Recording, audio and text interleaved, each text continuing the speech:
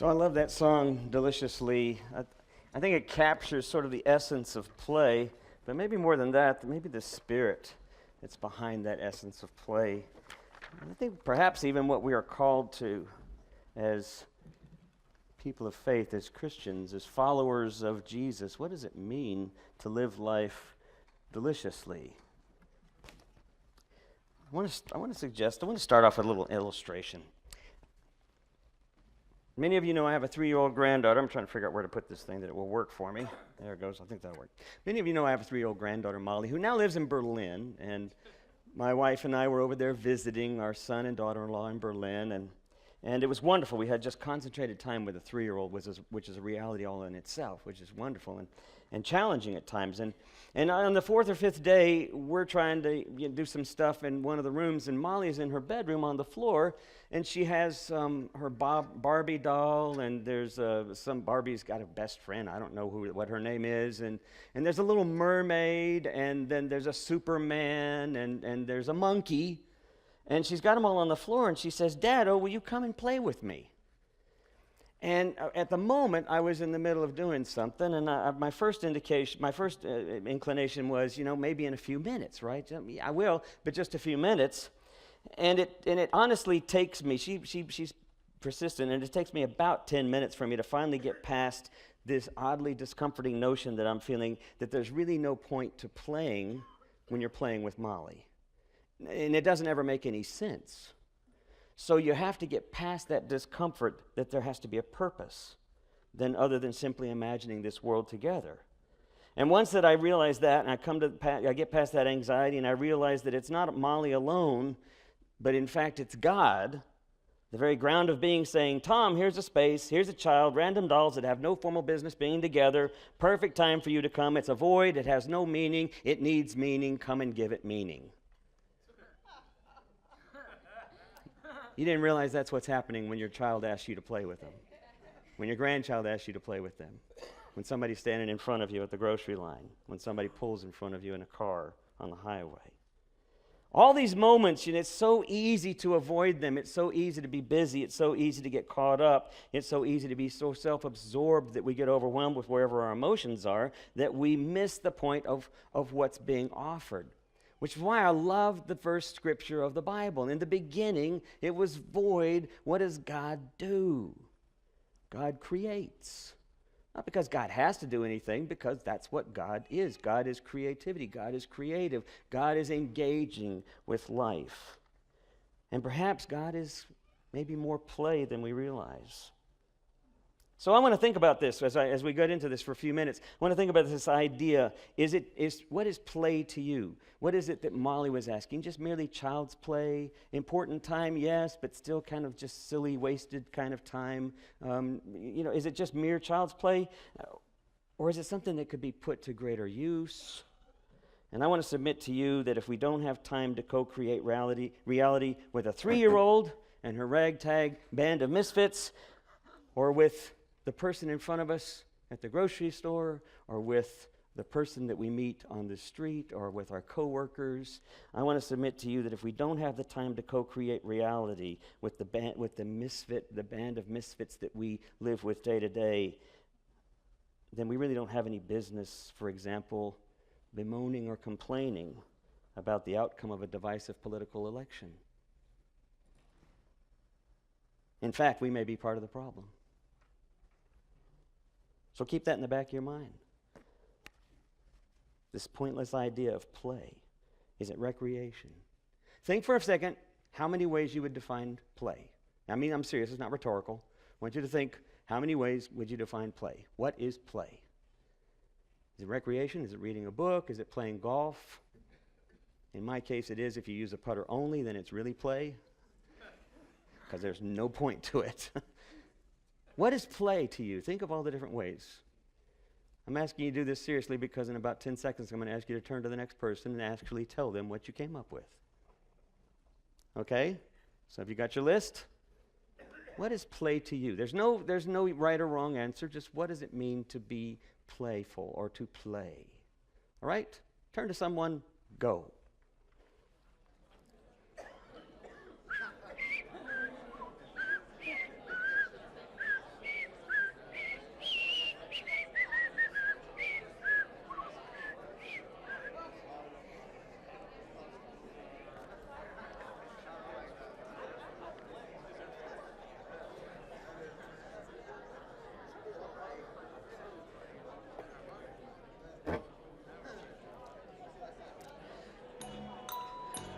Oh, there it is, yeah.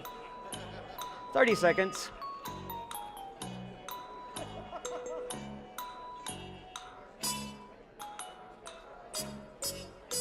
All right, time's up. Excellent, excellent, good, good.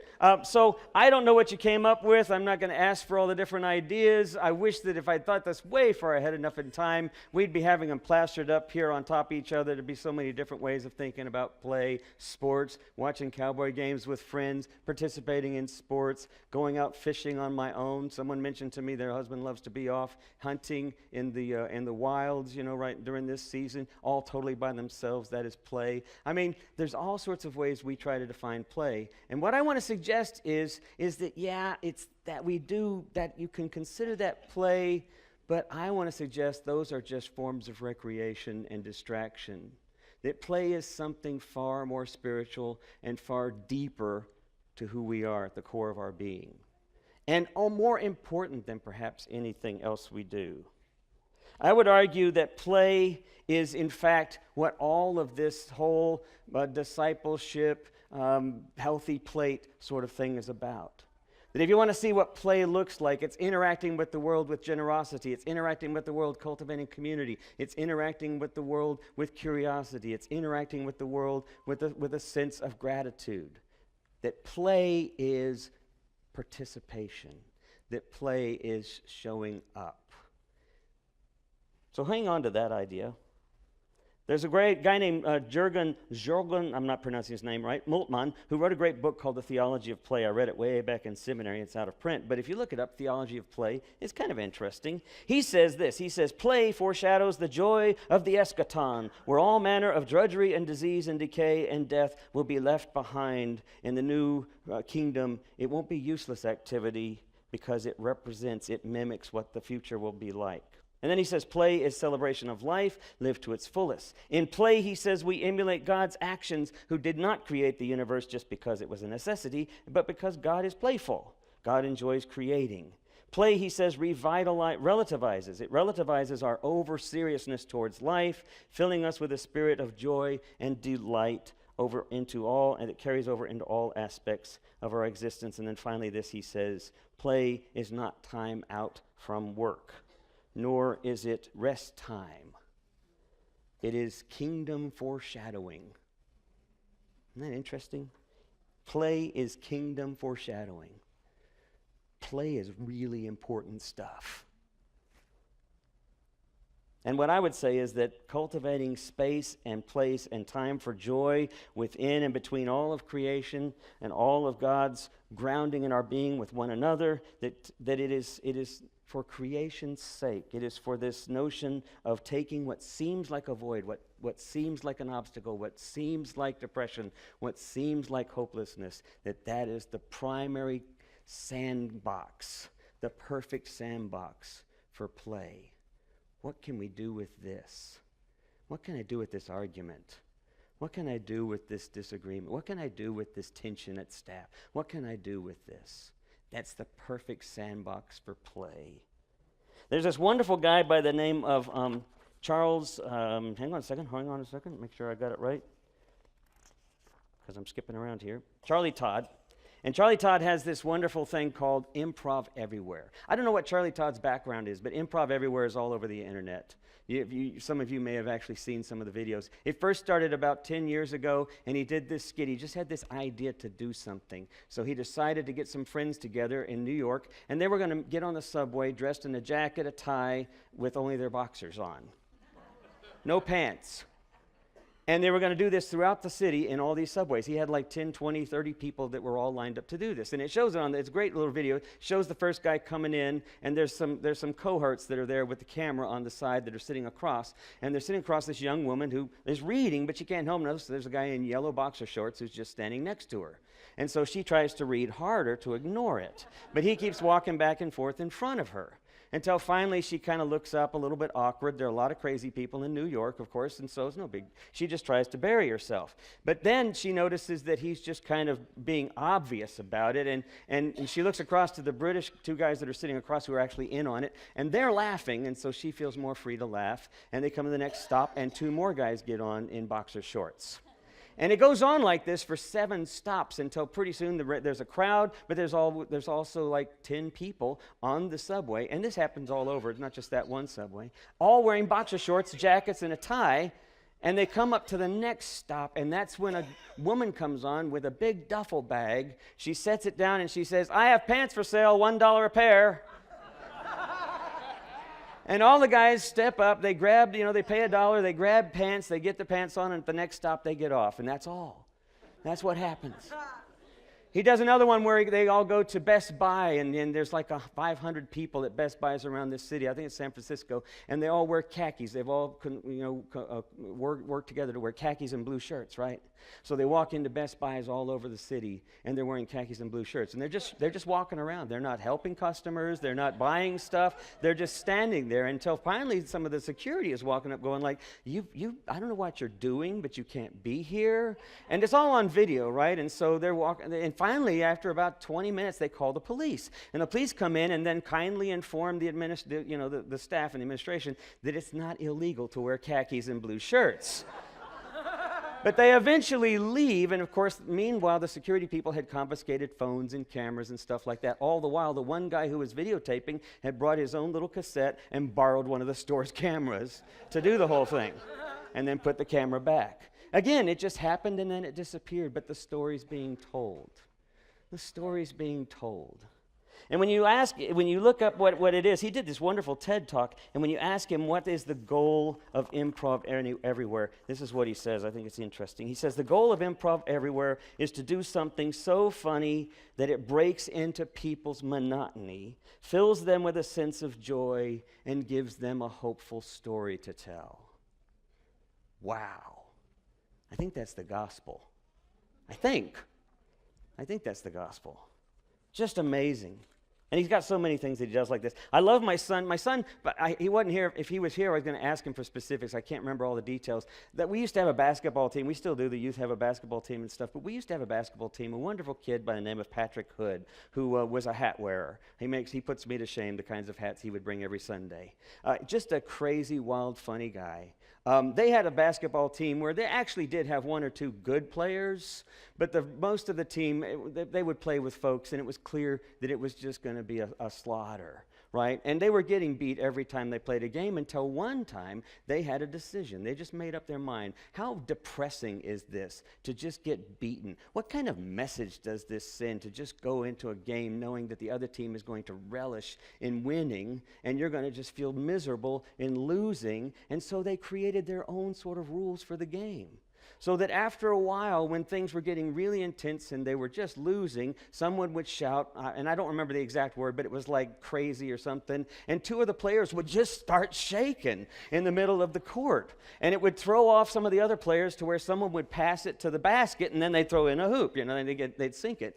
And then the other one they did was called slingshot. When things got really pressured and they were being surrounded, and the one player with the ball couldn't get the ball out, that's when someone would shout slingshot, and another 2 players would grab one another and create a slingshot, and they would swing that one player around with the ball until he threw it. Well, of course, this was against all the rules. And they would have fouls called on them and stuff. And then they would have their cheer. They would come together and they would say, "Let's make friends." And then if they were like really aggressive, they would go, "Don't be mean." They would just improvise. They would just have fun with the moment. I'd like to say that our problem with play and our problem with games and stuff is that really, if you think about it, we get caught up in the politics of the game. If you really think about it, life as a game, politics as a game, workplace as a game, we do the same thing with sports. It's a game. It's about politics. It's about power, right? And the balance of power is not about play. If it were just about play, then when people were losing out on the field, and the team was just being beaten to a pulp, then the rest of the fans would be going like, "Yes, we believe in you," and they would want to sit to see, what do you do next when you're really losing bad? Now what do you do? Let's watch that. But instead, what happens is, half the stadium empties out. People are heading off to the next party or somewhere else, or you turn the TV down and Cowboys are being slaughtered and you just stop watching. That's not play. That's politics. That's power. That's putting your life, investing it in somebody else's action, and then getting disappointed. Play is participation. Play is saying, what can I do with this now? And it's also somewhat believing. We have a son, and I'm going to just do this real quick and finish up with a couple of quick thoughts here. But our oldest son played baseball. Another example of how we get caught up in play. Some of you had your kids in t-ball. Who had kids in t-ball? A lot of us had kids in t-ball. You remember those moments. Are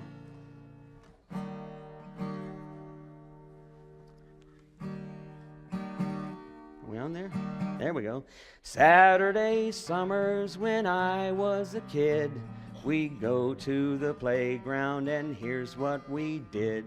We'd pick out the captains and we'd choose up the teams, but it was always a measure of my self-esteem, 'cause the fastest and strongest played shortstop and first, and the last ones they picked were the worst. I never needed to ask, it was sealed. I just took up my place in right field, playing right field. It's easy, You can be awkward and you can be slow. That's why I'm out here in right field, watching the dandelions grow. So I won't sing the whole song. It's a great song. But here's the thing. You guys know this. My son was out. Linda and I'd sit there, and we'd be out in outfield, and we'd be going, Tim, turn and look at the ball. And Tim is out here watching dandelions, or he's noticing something over there. He literally was that distracted kid. And we're sitting there because all the other families, it's not just your self-esteem. You represent us. We're living through you. And of course, it was just, and then you see the parents on the side arguing. It's not play, it's politics. It's putting your life in somebody else's action. Play is participation. Play is investing in what's going on right now. Who knows what'll happen? It doesn't matter if it fails or succeeds or if it's stupid looking. What matters is that you show up. What matters is that you participate. So just a couple of quick thoughts to close.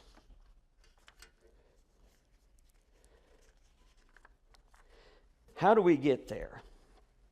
How do we get there even if the odds look against us? How do we get there even if we're depressed? What is it that William Butler Yeats says? He sustained himself with short periods of time. What was it? Now I've got it on the back of the... It's on the back of the bulletin. I've lost it completely on my notes.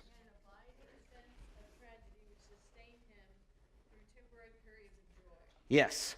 He had an abiding sense of tragedy which sustained him during temporary periods of joy. Now, if you're Irish, you know exactly what he means. I mean, it's a bit of a stereotype, but I grew up with depression, and I understand that, and it's interesting because, once again, we play in life, right? Not just in terms of gaming, in terms of recreation, in terms of fun, in terms of joy. We play roles. We play out roles given to us for whatever reason, guilt, shame, patterns of our familiar patterns, all of these things, we play them out. And like in that sort of traditional stereotypical notion of the Irish, we live our lives, our tragic lives with pride sometimes, in spite of the self-destructive sense of them, the self-sabotaging sense of them. But what spiritual play, what God's creative presence suggests is that we can break out of that box. Sometimes it's hard because it's a box, it's a pattern, it's ingrained, it's neurologically set. It's hard to get out of that. Sometimes, though, if you look at this notion of, what was it, the AA, the Anonymous, Alcoholics Anonymous, the fake it till you make it kind of notion. I used to hate that phrase, fake it till you make it. But now I realize it's not really. Band, you guys can come on up here, by the way. I forgot to invite John up here, because I'm almost at the end. I used to not like that notion of faking it till you make it, because it didn't sound genuine. But I think there's something to our scripture lessons this morning that reminds us When it's dark and it's void, that's the time to act. When it's down, the chips are down, that's the time to move. Doesn't necessarily mean you know exactly how to move, but it means you move. You keep the hope alive. There's a wonderful story from the Jewish tradition, a short little thing that says when the king saw this guy that he's always hated, he finally decided he was going to put him in jail and then have him executed. And this guy came up with this idea. His name was Yankel, and Yankel said to the king, he said, if you spare my life, just give me a year, but I promise you I can make your horse fly. And he pleaded with such honesty and earnestness that the king thought to himself, it's funny even to think about it. So, okay, fine, we'll give you a year, you'll stay in jail, and if you can make the horse fly in a year's time, then fine, I'll spare your life. Now, his friends were coming up to him after that and going, Yankel, why would you do that? He said, I bought a year. He said, but yeah, what's going to happen at the end of the year? And he says, who knows? In a year's time, maybe the king will die. Yeah, but Yankel, what if the king doesn't die? He says, who knows? In a year's time, maybe someone else will come and take over. Yeah, but Yankel, what will happen if that doesn't happen? I mean, Yankel, what would happen? He says, well, who knows? Maybe I will die before then. And he said, but Yankel, what if you don't die either? He said, who knows? Maybe the horse will fly. There's something about leaping in, maybe not knowing what you're doing, knowing where you're going, but you do it because I think they call it acts of faith. But I'm going to say it's an act of play because you just want to play. The rest is unwritten.